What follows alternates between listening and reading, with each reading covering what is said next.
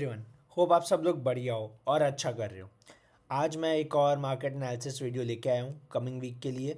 Nifty bank Nifty का क्या analysis आने वाला है वो डिस्कस करेंगे और कुछ कुछ स्टॉक्स पे भी बात करेंगे। ठीक है, तो स्टार्ट करने से पहले एक बात बता दूँ, लास्ट वीक मार्केट्स बहुत ज़्यादा ही वॉलेटाइल रहे। एंड अगर आप लोग चार्ट्स में भी देखोगे तो बहुत बड़ा एक दिन में आप देखोगे तो ऑलमोस्ट 400 450 पॉइंट की सेलिंग आया है निफ्टी में। ठीक है, तो क्या होता है ना, जब भी एक चीज़ समझ कर रखो और नोट डाउन भी करो क्योंकि इंपॉर्टेंट चीज़ है। जब भी मार्केट्स में किसी दिन एक बहुत बड़ा मूव आ जाता है, लाइक बहुत बड़ी सेलिंग आ गई या बहुत बड़ी बाइंग आ गई, ठीक है, जैसे बहुत बड़ी सेलिंग आ गई, तो उसके एक दो दिन बाद ना मार्केट अगर फॉलो थ्रू आता है तो मोमेंटम कंटिन्यू होगा, नहीं तो most of the time market जो है ना एक with in a range inside candle types बनाएगी। एक दो दिन थोड़ा उस सेलिंग को या बाइंग को जो भी मूव होता है उसको अब्जॉर्ब करती है मार्केट्स। जैसे इस केस में सेलिंग हुई तो दो दिन देखो, इसके अंदर दो दिन इनसाइड कैंडल बन गई।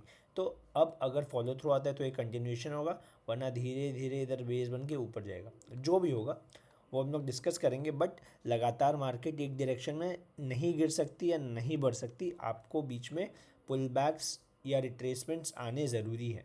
ठीक है, या देख लो रेड बनी थी, एक दो दिन होल्ड किया, फिर ऊपर गई, जो भी है। ठीक है, तो ये चीज़ ध्यान रखना कि अगर बहुत बड़ा मूव आ जाता है तो नेक्स्ट डे भी सेम मूव एक्सपेक्ट नहीं करना है। ठीक है, सेम स्टार्ट करते हैं। तो देखो ये निफ्टी का डेली चार्ट है। सेम चीज़ बहुत दिनों से बोलते आ रहा हूँ, स्ट्रक्चर चेंज होने दो, उससे पहले कुछ मत करो। देखो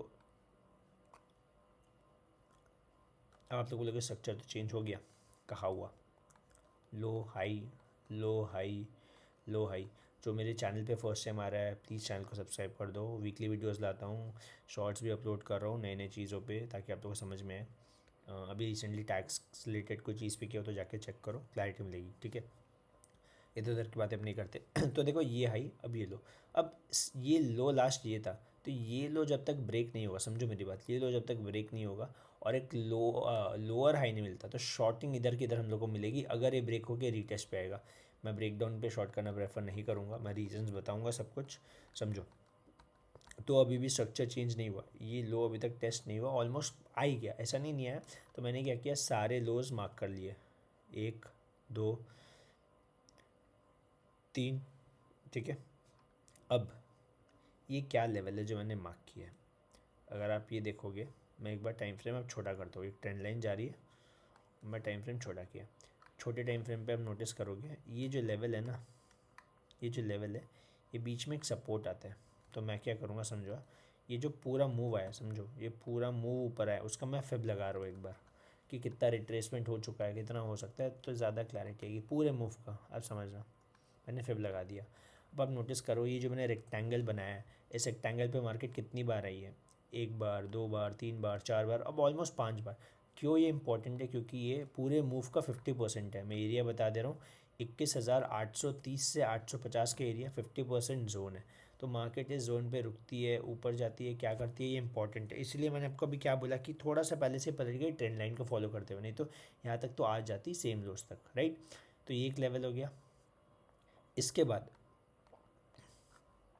ये जो लेवल है, समझो ये जो लेवल है ये क्या है, तो ये लेवल बेसिकली आप समझोगे तो बीच में, अगर सपोज़ मैंने क्या बोला, अगर ये लेवल ब्रेक होता है, रीटेस्ट आता है, फिर हम लोग सेल करेंगे, तो नीचे बीच में टारगेट्स क्या आ सकते हैं, समझ हो, नीचे बीच में टारगेट्स क्या आ सकते हैं। तो एक ये लेवल है 21,670, जहाँ पे मार्केट्स रुक सकती है। तो इंट्राडे में अगर ये रीटेस्ट करके नीचे आ रहा है तो एक सपोर्ट लेवल है, यहाँ पे टारगेट्स आ सकते हैं, तो यहाँ पे एग्जिट करने का अपॉर्चुनिटी होता है। अगर मैं देख लूँ, हाँ जी ये टारगेट्स एरिया के आसपास है, फिर ये टारगेट्स है, मतलब अल्टीमेटली 21,530 के टारगेट से अगर ये लेवल ब्रेक करती है, जो नेक्स्ट सपोर्ट रहेगा। ठीक है, ऊपर में ये क्या लेवल है, इसका भी मैं एक बार बात कर दूं, क्योंकि फर्स्ट चीज़ जो जो लेवल्स है वो आपको समझ में आनी चाहिए। तो लोज लोज लोज मैंने मार्क कर दिए, ट्रेंड लाइन आ रही है, ये समझा दिया, ये समझा दिया। अब लास्ट ऊपर वाला लेवल, तो मैंने एक और चीज़ आप लोग को बताई है सबको हमेशा, कि अगर मार्केट्स में एक बहुत बड़ी डेली कैंडल बनती है, ठीक है, इंट्राडे में, सॉरी इंट्राडे में, तो आपको क्या करना है, उस कैंडल का 50% मार्क कर लेना है। तो इस कैंडल का 50% मैं अगर बताऊँ तो ऑलमोस्ट आता है ये लेवल, इसको ठीक कर दूँ, 21,175। ठीक है, तो जब तक मार्केट इसके नीचे है मैं बाय नहीं करने वाला, सिंपल लॉजिक है।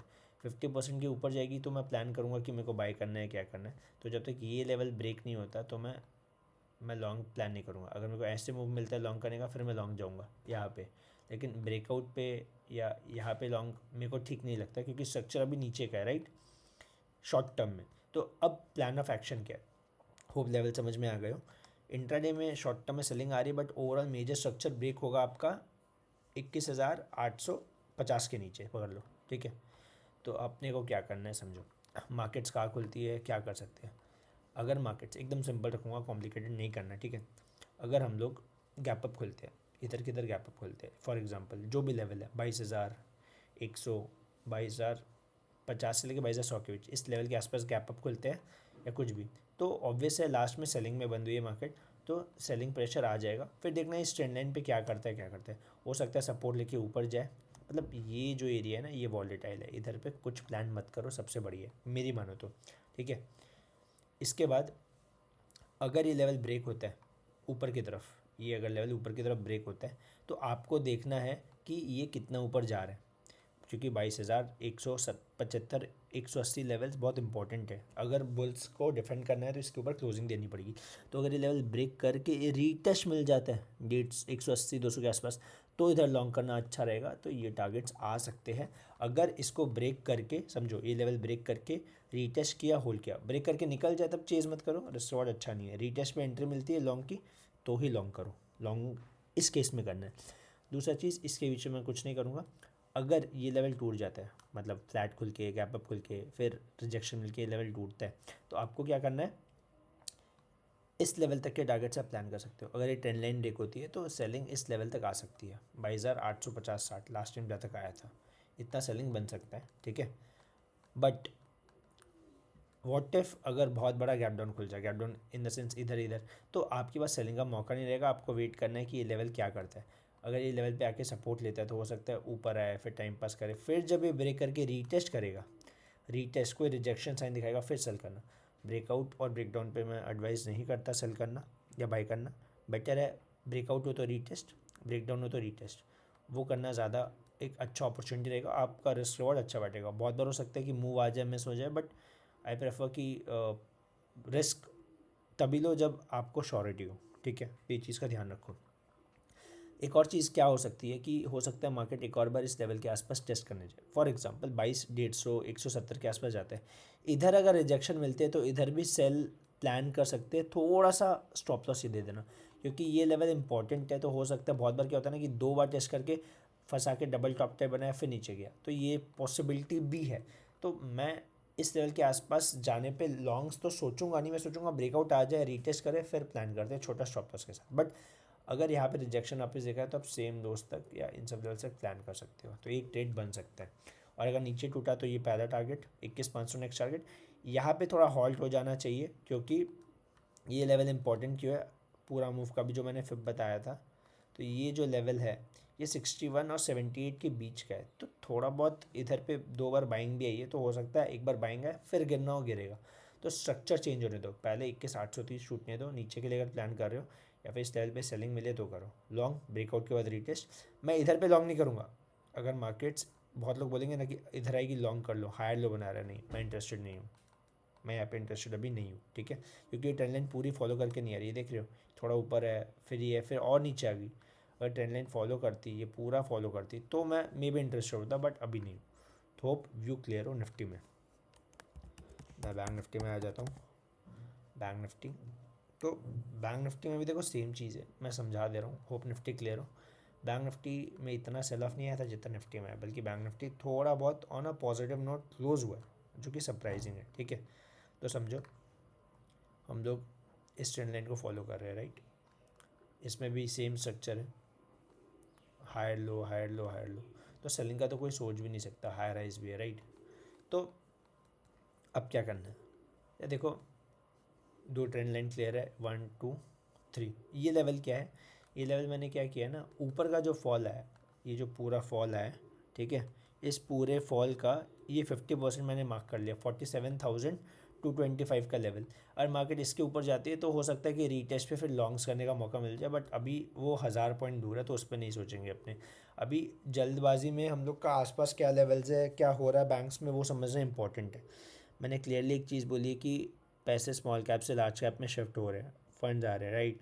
तो डेफिनेटली लार्ज कैप्स गिरे भी नहीं तो होल्ड कर रहे हैं, जो कि एक पॉजिटिव साइन है मार्केट्स के लिए overall. Definitely small caps, mid caps, कोई कोई फार्मा, ये सब बहुत ज़्यादा गिर रहे हैं, मिडल्स क्रैक हो रहे हैं, बट लार्ज कैप्स में इतना सच नहीं हो रहा है। तो आप देखोगे अगर मार्केट्स, ये जो रेंज है ना, अगर मार्केट्स ऊपर जाती है इस रेंज के आसपास मेरे को रिजेक्शन मिलता है तो मैं शॉर्ट प्रेफर करूँगा सबसे पहले नीचे के लिए, ठीक है। चाहे अगर मार्केट्स थोड़ा ऊपर खुल के जाए तो यहाँ पे सेलिंग प्लान कर सकते हो 47,200 के आसपास, बट उसके लिए भी सबसे पहले 46,550 हम लोग, तो पहले 47,000 तोड़ना पड़ेगा। तो मैं इसके बीच में एक और लेवल आप लोग को दे देता हूँ जो कि हेल्प करेगा प्लान करने में कि क्या कर सकते हैं, ठीक है। ये एक लेवल है 40, ये वाला 46,900, ये लेवल पे ध्यान रखना मार्केट्स क्या कर रही है। अगर ये लेवल ब्रेक होता है ऊपर तो यहाँ तक आ सकती है मार्केट्स, बट मैं प्रेफर करूँगा कि अगर मेरे को मौका मिलेगा तो 46,900 के आसपास में शॉर्ट प्लान करो अगर रिजेक्शन मिलता है, वरना इस लेवल पे अगर आता है तो यहाँ पे शॉर्ट का प्लान करूँगा। लॉन्ग्स एक बार अवॉइड करो, फर्स्ट पुल बैक के बाद सेकंड पुल बैक पे हायर लो पे प्लान करो, ज़्यादा बेटर है बैंक्स में, ठीक है। तो शॉर्टिंग एरियाज है ये सब, सेल ऑन राइज जो हमेशा बोलता हूँ। इन केस अगर मार्केट फ्लैट खुल के लेवल तोड़ देती है, नीचे जाती है, तो रीटेस्ट पे ही मैं सेल करना प्रेफर करूँगा, वरना मैं सेल नहीं करूँगा। सिंपल में टारगेट से हो जाएंगे इस लेवल्स तक 45,700। तो देखते हैं मार्केट्स क्या करती है। बैंक्स में सिंपल है, बैंक्स में लॉन्ग मैं भी नहीं करना चाह रहा, बैंक्स थोड़े वीक है कंपेरेटिवली, निफ्टी में फिर भी कोई उठा ले कोई गिरा दे, बट बैंक्स अवॉइड करो लॉन्ग्स के लिए। शॉर्ट ब्रेकडाउन हुआ रीटेस्ट पे, इस लेवल पे आएगा शॉर्ट, बीच में कुछ नहीं करना, अवॉइड करो। एंड अगर कोई मेजर सेल ऑफ आना हुआ, कुछ लग रहा है इंपॉर्टेंट है, तो मैं बीच में आके वो कर दूंगा कि हाँ ये सब लेवल्स इंपॉर्टेंट ब्रेक हो रहे हैं तो लॉन्ग्स करो ही मत, कॉशन दे दूंगा, बट अभी प्लीज़ अवॉइड करो, ठीक है। निफ्टी बैंक निफ्टी हो क्लियर हो। निफ्टी आईटी पे मैंने बहुत बार बोला निफ्टी आईटी ये कर रहा है वो कर रहा है, बट ओवरऑल आप लोग अब देखोगे तो आपको क्लैरिटी आएगी। निफ्टी आईटी बहुत समय तक, वीकली पे आ रहा हूँ, निफ्टी आईटी बहुत समय तक इस लेवल पे सस्टेन किया, ठीक है। ये ऑल टाइम हाई था, इसमें इस लेवल के आसपास भी बहुत आया, बट देखा जाए तो ये लेवल अब इम्पोर्टेंट है। ये लेवल 36,600 या कुछ, ये लेवल इस बार ब्रीच होता है तो सेलिंग अच्छी खासी है, क्योंकि बहुत टाइम से सस्टेन कर रहा है तो इसको टूटना नहीं चाहिए। ओवरऑल मैं इस स्विंग का, लास्ट स्विंग का फिर लगाता हूँ तो हम लोग 50% के आसपास खड़े हैं। ये ना 50% एरिया जैसे पुल बैक आया 36,370, ठीक है, जो ग्रीन लाइन है उसके आसपास से बाइंग आई है, तो ये लेवल ब्रेक नहीं होना चाहिए। ये ब्रेक होगा तो हम लोग सीधा इधर आ जाएंगे 34,338, और फिर आईटी में सेलिंग अच्छी खासी आ सकती है, तो ये लेवल होल्ड करना चाहिए। एंड अगर ये होल्ड करके ऊपर गया तो आईटी थोड़ा पॉजिटिव रह सकता है 39,000 तक, ठीक है। टाइम बिता रहा है, अच्छी चीज़ है, स्ट्रक्चर भी बुलिश है, कोई ये नहीं है, sideways to time wise correction है जो कि अच्छा है, ठीक है। तो होगी आईटी। मैं कुछ कुछ स्टॉक्स की बात कर लेता हूँ, ठीक है। सबसे पहले एचडीएफसी बैंक। एचडीएफसी बैंक आप लोग डेली चार्ट देख लो। देखो वीकली चार्ट अगर मैं बोलूँ तो फॉल आया, 38% भी करेक्ट नहीं हुआ, तो लार्ज कैप्स में दिक्कत है कि वो लोग टाइम लेते हैं आने को, तो इधर पे सेल ऑफ भी आ जाए कोई बड़ी बात नहीं है, बट हम लोग के लिए वो वेट एंड वॉच वाला सीन रहेगा कि क्या करते हैं। डेली पे अगर मैं बताऊँ तो बेटर कर रहा है, डेली पे आप लोग देखो। मैंने क्या बोला था, ये जो मूव आया है इसको तोड़ना नहीं चाहिए, इसलिए मैंने एक रेक्टेंगल बनाया था, फिर धीरे धीरे करके ऊपर गया, रिजेक्शन लिया, होल्ड कर रहा है। तो अगर बैंक्स को सस्टेन करवाना है, ये करना है, तो यही एक जो ऊपर ले जा सकता है इस लेवल तक, इस लेवल तक। बट न्यूज़ अभी जितनी आ रही है इलेक्शंस को लेके, ये लेके, तो माहौल थोड़ा ख़राब भी है, तो मतलब बोलता ना कि करेक्शन आएगा 10%, 20%। मैं क्लियरली बोलता हूँ कि नॉइज़ पे ध्यान मत दो, चार्ट्स अगर आपको कुछ दिखा रहे हैं तो फॉलो करो। हो सकता है किसी दिन मार्केट बहुत ज़्यादा गिर जाए न्यूज़ के चक्कर में, तो जो न्यूज़ से इम्पैक्ट हो रहे स्टॉक्स उन सबसे दूर रहो, बेस्ट चीज़ है। और शांति से इन्वेस्ट करके बैठो, लेवल्स आएंगे, टारगेट्स आएंगे, ठीक है, एसएल जाएंगे, निकल जाओ, कैश रखो, एवरेजिंग करो, दैट्स ऑल। तो एक लार्ज कैप में एचडीएफसी अच्छा है। इसके बाद टीसीएस मैं बता रहा हूँ, कोई रिकमेंडेशन नहीं दे रहा हूँ, वापस बोल रहा हूँ। टीसीएस क्या किया देखो, breakout, horizontal line, sorry pole and flag breakout किया है ऊपर, अब रिटेस्ट करके निकल रहा है, तो टीसीएस लार्ज कैप्स अच्छा कर रहा है, इसलिए बोल रहा हूँ टीसीएस अच्छा कर रहा है। इन्फोसिस पे आ जाते हैं। इन्फोसिस भी होल्ड किया, बट इस लेवल के नीचे क्लोजिंग देखिए, अब एक अच्छा स्ट्रॉन्ग क्लोजिंग दी है, तो अब इसका अगर फॉलो थ्रू आता है तो